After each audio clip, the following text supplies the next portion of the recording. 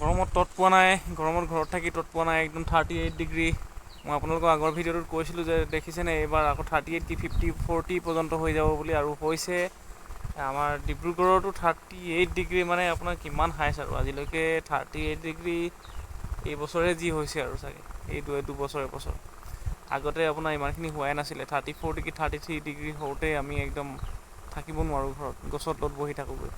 আৰু এতিয়া কি হৈছে মানে আমি ঘৰ দুৱাৰ পকা ঘৰ দুৱাৰ এনেই বনালোঁ যেন লাগিছে। আৰু মই আছোঁ ক'ত দেখিছেনে, ব্ৰইলাৰ ফাৰ্মত। ব্ৰইলাৰ কাৰণে যিটো ঘৰ বনাইছিলোঁ, ব্ৰইলাৰ নাই এতিয়া তাত শুই আছোঁ মই। এইখন দেখিছেনে আপোনালোকে, পাতি পাৰি লৈ ইয়াতে শুইছোঁ। কেলৈ শুইছোঁ ইয়াত গম পাইছেই চাগে আপোনালোকে, ওপৰত আছে খেৰ বা টকৌপাত, এফালে খেৰ এফালে টকৌপাত দিয়া আছে। আৰু ইয়াত যিটো ঠাণ্ডা হয় ঘৰৰ তুলনাত ইয়াত বহুত ঠাণ্ডা হয়। মানে ধৰক এতিয়া মই এই ভিতৰত সোমাই আছোঁ, এতিয়া মোৰ ইয়াত 33 ডিগ্ৰীমান লাগি আছে। এনেই পাতলা ফেন এখন চলাই থৈছোঁ। কিন্তু ঘৰত থাকোঁ যেতিয়া একদম মানে জুই লাগি যাওঁ লাগিছে গাত যেন জুইহে লাগি আছে তেনেকুৱা লাগে, ভুক ভুকাই থাকে গাটো। তো আমি ইমানখিনি টকা খৰচ কৰি মানে মানুহবিলাকে ঘৰটো সেই তেনেই বনাওঁ। মই সেইটোৱে আজি বুজিছোঁ এতিয়া। পকা ঘৰ এটা যে বনাওঁ যে আমি টকা খৰচ কৰি লাখ লাখ টকা খৰচ কৰি লোন লৈ কিনি এনেইহে বনাওঁ। আমি সদায় মানে ইক' ফ্ৰেণ্ডলি বনাব লাগে নেচাৰৰ লগত, গম পালেনে। সেই আগৰ দিনৰ যে ঘৰবিলাক আছিলে যে মাটিৰ ঘৰ, মাটিৰে লিপা বেৰখনহে, তলখন মাটিৰ হয়, ওপৰত খেৰ থাকে, খিৰিকি সৰুকৈ এখন থাকিব। তাকো খিৰিকি কাঠ চাঠ নাথাকে, কাঠৰ খিৰিকি নহয়, ফুটা ফুটা লগা জালি দি থৈ দিয়ে। তো তেনেকুৱা ঘৰবিলাকত সেইবোৰ ফিল নহৈছিলে। আৰু যে গোটেই চাৰিওকাষে যে গছ-গছনি আছিলে। এতিয়া যে চবফালে এইফালে মানে গছ চছ কাটি কিনি গোটেই জংঘল কাটি ৰ'দটো একদম তেৰ তেৰকৈ পৰে, ৰাতিপুৱা শুই উঠা মাত্ৰ ৰ'দটো ঘৰত পৰে। কেনেকুৱা লাগে আৰু।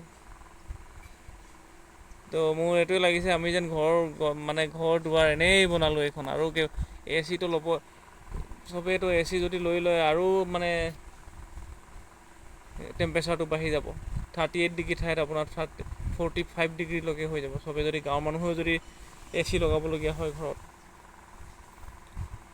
AC লগালে অকল ভিতৰটোহে ঠাণ্ডা কৰিব, বাহিৰৰ পৰিৱেশটো গৰম কৰি দিয়ে, সেইটো আমি সকলোৱে জানো।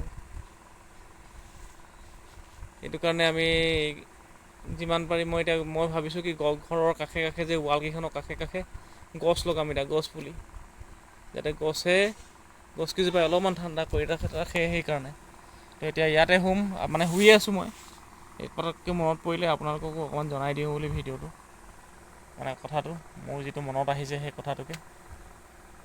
তো মইতো এইটোৱে বেষ্ট দেখিছোঁ, খেৰৰ ঘৰ।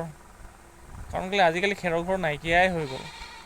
চবেই টিং লগাই নতুন নতুন ডাইনালুমৰ টিং লগাই নহ'লে RCC ঘৰ বনাই তাতেই থকা হয়। কিন্তু গৰমত মজা লাগে আৰু 10-12 বাৰ গা ধুলেও গাত মানে জুই জ্বলি আছে তেনেকুৱা লাগে, নহয় জানো। তো আপোনালোকে ভাবক কথাটো হয়নে নহয়। যদি হয় তেতিয়াহ'লে গছ ৰুওক আৰু উপায় নাই, নহ'লে গছ নাকাটিব। মানুহে ক'বগৈ খৰিৰ কাৰণে এতিয়া গছ যদি নাকাটো আমি খৰি ক'ৰ পৰা জুই জ্বলাম, আমাৰতো গেছ আনিবলৈ পইচা নাই। হয় কথাটো, কেলেনো নহয়। এজোপা কাটিলে 10 জোপা ৰুওক, কি আছে, কাৰ আপত্তি আছে তাত। আপুনি এজোপা কাটক খৰিৰ কাৰণে আৰু 10 জোপা লগাই দিয়ক। 3-4 বছৰ পিছত বা 5 বছৰ পিছত সেইকেইজোপা আকৌ ডাঙৰ হৈ যাব, গ্ৰ'থ হৈ যাব, হয়নে। সেইটোৱে আৰু কথাটো।